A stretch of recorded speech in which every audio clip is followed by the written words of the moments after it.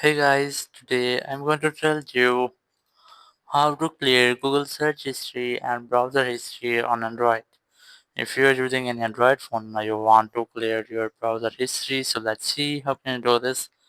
Just open your Chrome browser and here just tap on three dots in the top right corner, then tap on history here, and here you will find your Google Chrome history.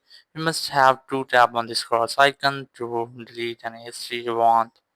And for more details just tap on delete browsing data, and here you just have to select this time range, just tap on it, and here you can easily select last 15 minutes, last hour, last 24 hours, 7 days, 4 weeks, or all the time. As I'm going to select just last hour, just select that, and here just select your data which you want to delete. This is the browsing history, cookies and data size, cache images and files, tab save password, autofill from data, and here site setting.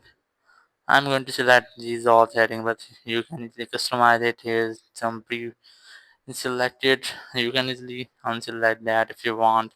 After that, just tap on delete data, and then your all data from Google Chrome will be deleted just like that. So that's how you can easily clear Google search history and browser history on your Android phone. Thank you very much for watching the video. Until next video, bye bye.